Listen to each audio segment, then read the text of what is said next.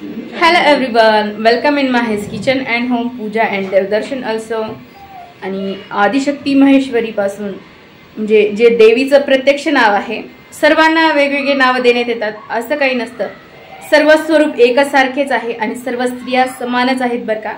पण तरी पण मन राखणं, एकमेकींचा सन्मान करणं सर्वात महत्त्वाचं कर्तव्य असतं. कधीही आपल्या हातून कोणाचा अपमान करायचा नसतो, चांगलं वागायचं असतं सगळ्यांशी कधी पण. आणि सन्मानावर जेव्हा वेळ येते तेव्हा नुसतं ऐकायचं. तर या सर्व गोष्टींना विराम देऊन मी जे माझं कर्तव्य आहे, माझ्या घराच्या कुळ परंपरेनुसार जे ज्या गोष्टी आहेत त्या सर्व मी करणार. आणि मला ते कर्तव्यच आहे. आणि मी लोकांमुळं कोणाचंही काही मला अशा मूर्ख गोष्टींकडे ध्यान द्यायचं नाही. जे चांगलं आहे ना तिथे जायचं आणि आपल्या हातून ना चांगलं होईल तेच करायचं. पुण्य हे ते देव सगळं बघ, आपल्या हातात काहीच नसतं ह्या. तर त्याच्यामुळं कोणाच्याही मनाला न दुखवता सगळ्यात महत्त्वाची गोष्ट, इतकं सगळं केलं, मला तुळशी विवाह झाला, सगळा संपन्न झाला. त्या सुपारीचे पण म्हणजे जी सुपारी फुटली होती, मला तर काही माझं तर असं काही उच्चतम करण्यातच आलं नव्हतं, पूजनच नव्हतं झालं. तर माझं काय अनुचित करणारे कोण, तेच चालले जात असतं आपलं. असे प्रसंग देव ढकलून टाकत असतात. त्यासाठी सदा सर्वदा देवाचं नाव घ्यायचं असतं. आणि आता तुळशी विवाहामध्ये मी माझ्या पद्धतीने सगळं केलं, सर्व विधी पार पाडले बरं का. आणि आता जे महालक्ष्मी स्तोत्र होतं ते मला म्हणायचं होतं आणि मी दरवेळेस म्हणतच असते. पण आज शुभ प्रसंग, तर मी आलेली आहे पिल्लाई फॅमिलीमध्ये, जे आमच्या ओळखीचे पण आहेत आणि माझ्या आईच्या पण ओळखीचे आहेत. तर त्यांच्याकडे आलेली आहे. ते शैव ब्राह्मण पद्धतीचे आहेत. आणि ह्या ज्या दिदी आहेत ना, तर त्यांच्या घरी जे आहे ना शुभ वार्ता येणार आहे, चांगलं आहे एकदम. आणि आम्ही सगळेजणी इथं आहोत सध्या, सगळे स्त्री स्वरूप. हे म्हणजे जे दिदी आहेत ना त्यांची आजी, म्हणजे आमच्याकडं अम्मा म्हणत असतात. मला मराठी स्पष्ट येते आणि मराठीच माझी मातृभाषा आहे, पण मला सगळ्या कल्चर लागू होतात. आणि ह्या ज्या मॅम आहेत, शांती पिल्लाई ह्यांचं नाव आहे, सुब्रमण्य पिल्लाई है ना. यांच्याकडे पण ब्राह्मण शैव पद्धतीनुसार तमिळ भाषेतून सर्व उच्चतम गोष्टी होतात. सर्व यथोचित पूजन होत असतं त्यांच्याकडून.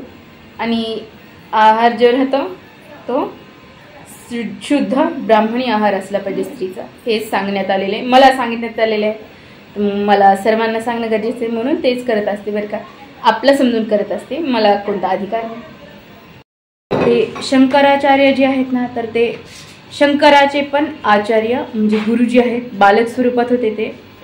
त्यांचं चरित्र खूप उच्चतम आहे आणि चांगले कर्म केले त्यांनी. तर मी सुरू करते आहे. श्री महालक्ष्मी अष्टक स्तोत्रम. श्री गणेशाय नमः. श्री गौरी शंकराय गौरीस्ताय नमो नमः.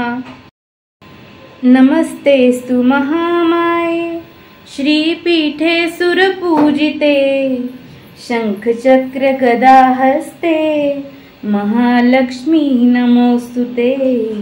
महालक्ष्मी नमोस्तुते. नमस्ते गरुडारूढे कोलासुर भयंकरी सर्व दुःख हरे देवी महालक्ष्मी नमोस्तुते. महालक्ष्मी नमोस्तुते. सर्व पाप हरे देवी महालक्ष्मी नमोस्तुते.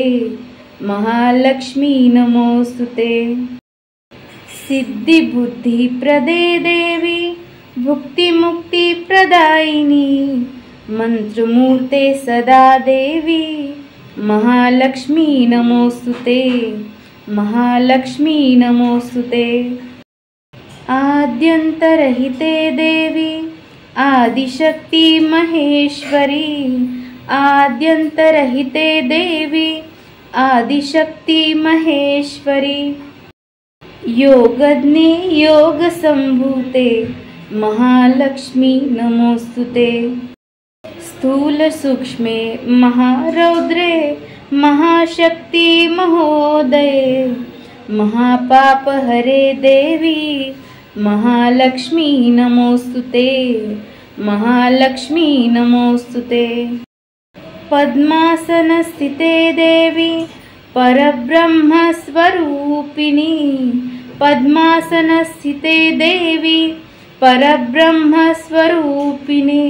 परमेशे जगन्माता महालक्ष्मी नमोस्तुते। श्वेतांबरधरे देवी नानालंकारभूषिते